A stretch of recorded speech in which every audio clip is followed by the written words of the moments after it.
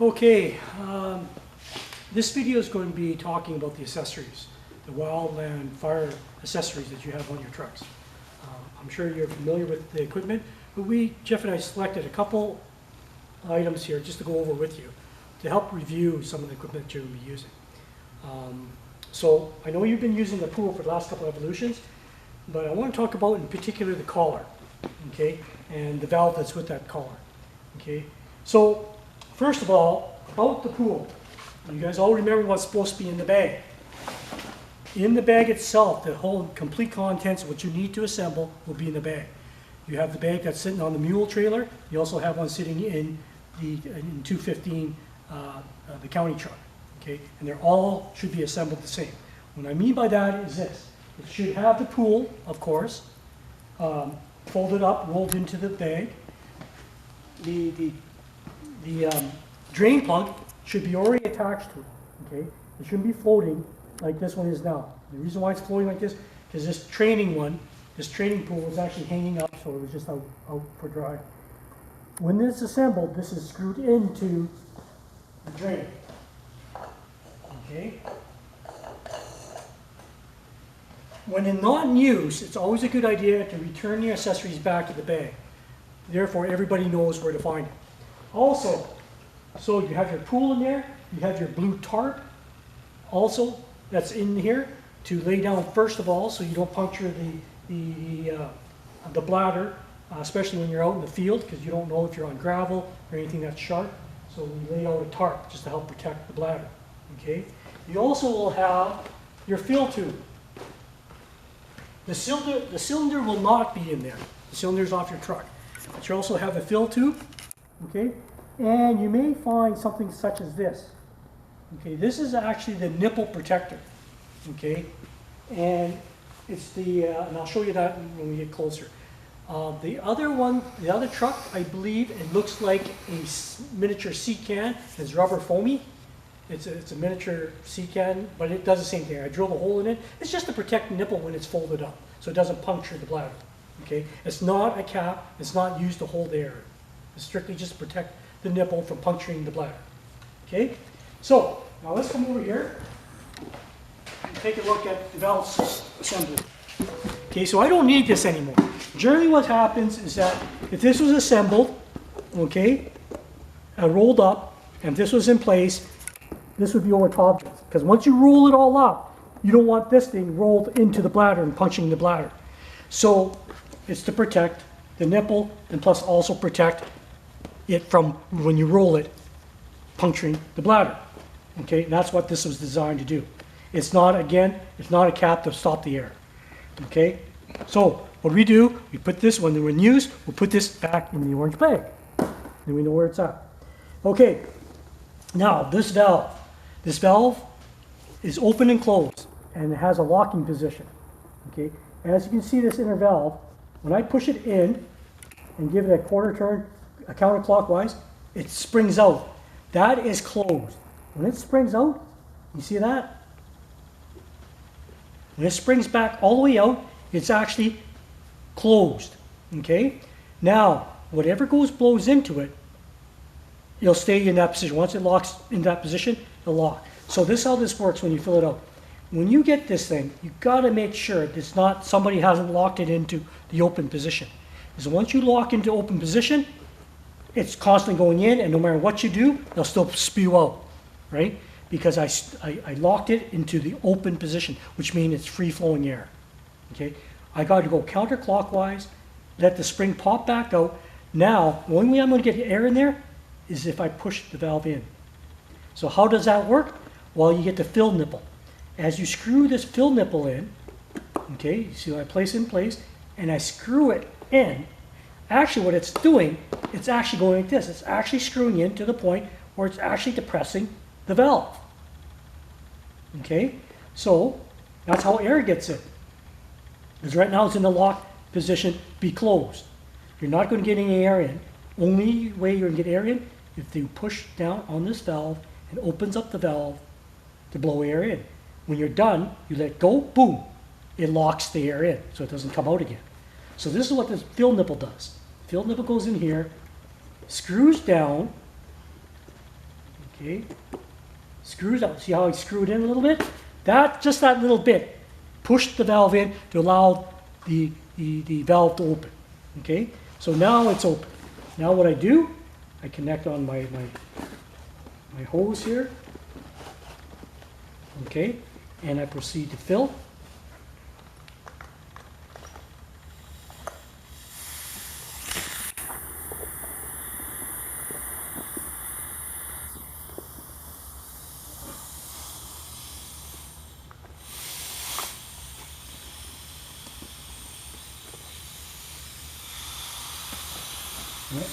Check something seems to be going in.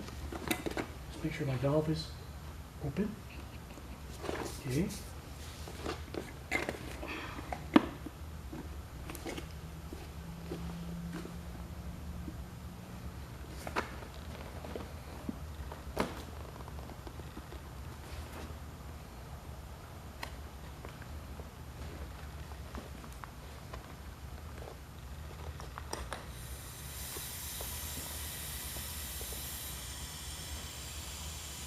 Okay, now it's filling. You see, as you look at the collar, you see how the collar is filling now?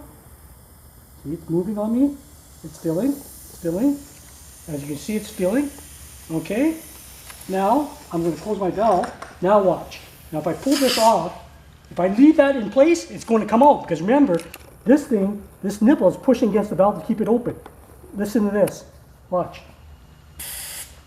Okay, it's going to come back out. So what you got to do, you can't leave this in place. You have to take it off. And now it's holding. Because when I did that, it allowed that spring valve to pop back out to hold it closed. Okay, now you're done and you want to go home. Okay, you want to deflate this thing? You have a choice to deflate it. One, you can insert this thing back in. Okay, just make sure that little string is out of there.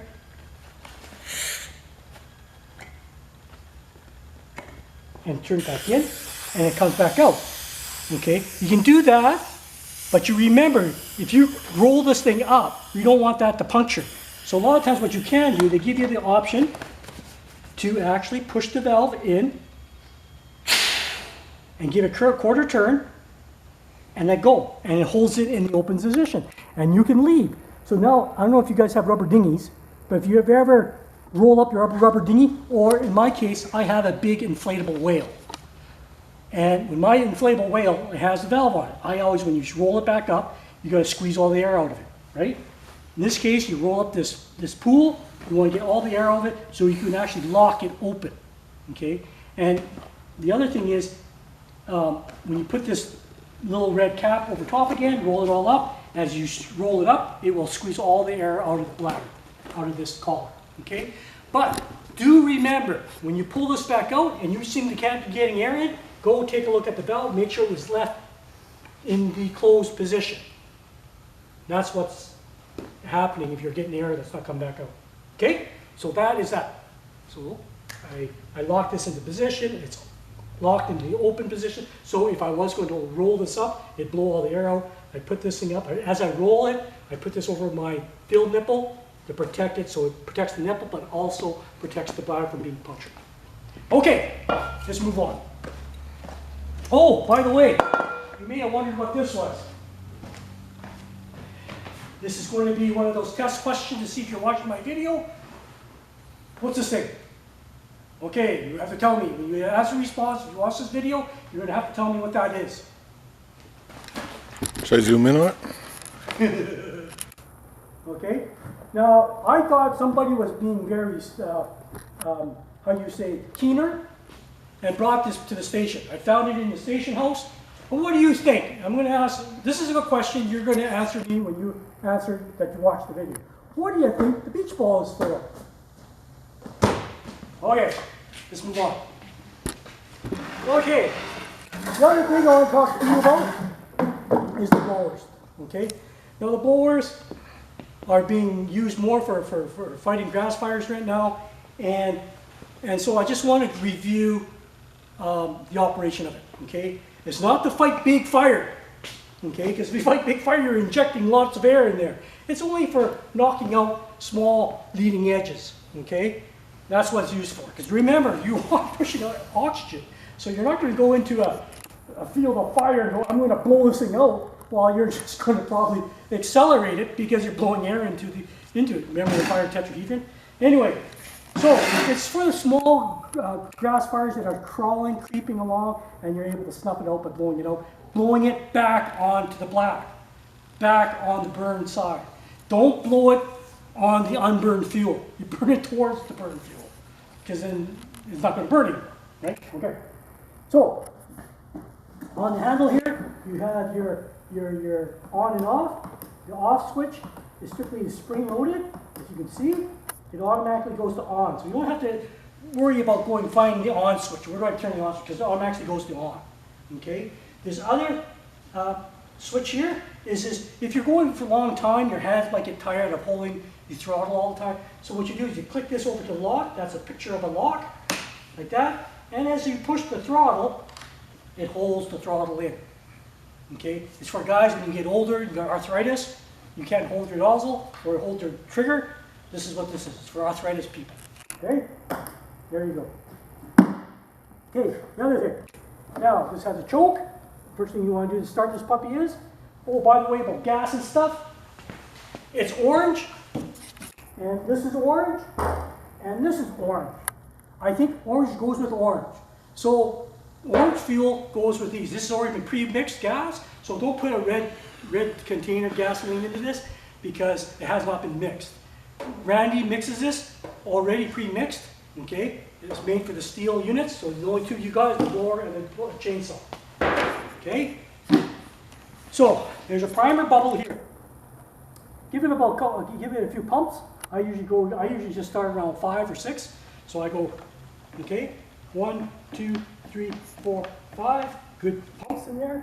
Now I turn it to a choke, okay, and then I give her a pull. Okay, once it's choked, I turn the choke off.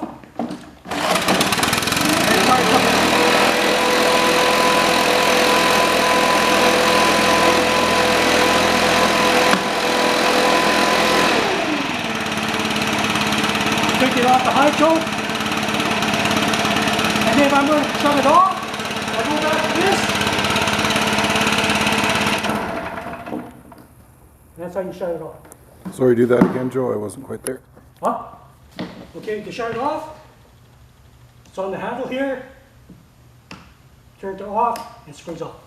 Okay, so the deal is this. Choke it once, you hear it boom, boom, boom, boom, boom. As it's starting, shut the choke off, and then I'll pick off. Okay, you'll find out with the chainsaw. Okay, so that's pretty straightforward. Starting. Okay, here's my key. Now the chainsaw. Okay, and again, this is not a chainsaw for us, it's just the orientation to the equipment again. Here's your brake for your chain. Make sure it's on. Okay, make sure your guard, your depth gauge guard, is all the way out. Just in case if something happens, you know, you're protected. This is not going to cut anybody or anything else, but it's guarded here and the brake is on. Okay, those are your safety features. Okay, here's your decompression, starting for your to minimize the compression. So I push it down, click, right on top. I move this down to full throttle, and now to get there, this is half throttle. To go to full throttle, I have to pull the trigger. I pull the trigger, locks down to full throttle and full throttle.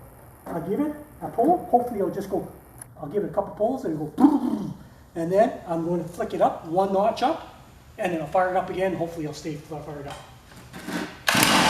See, it went. Okay. Now I click this one, click up. Now I give it again.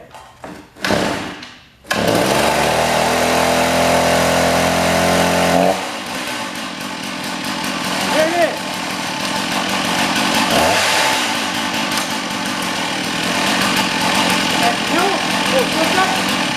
Shut it off. Okay? So when you choke it, you only should have to choke it once. Once it goes and it installs, then take it off the choke and then start it normally. Okay? Again, orange goes with orange. Okay. Now this is the easy start. If you guys can't start this, you need to talk to Jeff. Okay. This is our Milwaukee battery operated. Okay, you've got the puppy into here. Guard is on. Okay. And basic, it's good to go. Battery's in. Okay. and it's electric start. Okay, and there it is.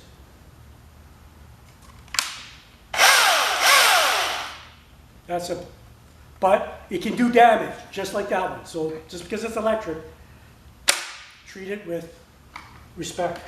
Okay? By the way, these are off 215. This electric chainsaw is on 215. Same cabinet. Okay? Brake is on. With the personal protective equipment, these are just some of it. Helmet, face shield, eye protection, earmuffs, and don't forget your chaps. Okay? These are the ones that you wear for chainsaw chaps. Is that correct? That's what they're called, chaps? Not motorcycle chaps. Okay? So anyway, they have two sets. One set's in 215. This is with 250. There's also another set that's in the mule in the utility cabinet thing on the trailer. Okay? Don't forget, this is not the only PPE on that you wear. You'll have gloves, of course, and your steel-toed boots, and so forth. Okay? Now, Jeff, if I miss anything, interject. Okay. The broom. Nice brooms. Okay. With the brooms, okay, you have to dip them. I know we always forget. We jump off the truck and we go fight spanking out fires, right? But the ideal, this is a natural fiber, okay? And this natural fiber actually absorbs water. So ideally, what you should do is actually get it wet. So if you can soak it in a pail, get a pail there, if you throw it out, or even get the guy to take a nozzle. That's probably what's probably going to happen. Guy has a nozzle, has water, sprays it. Well, who's that guy there? See that guy? He's in our video now. Okay. So what we're doing here, wet our fire down. Okay? It's going to last a lot longer. Okay? And then you go fight the fire. And it doesn't mean you wet it just once. You can wet it more than once. So let's say you go fight fire a little bit, and you come back, and you meet up with the truck, get them to wet your broom down again. Okay? The Pulaski axe. Okay? Made in Poland, Pulaski. I don't know if it's made in Poland or not. But anyway, it's Pulaski axe.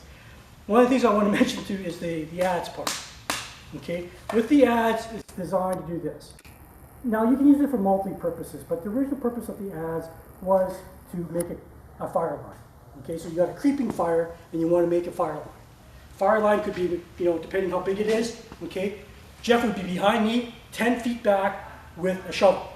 What I use this part for is to break up the dirt.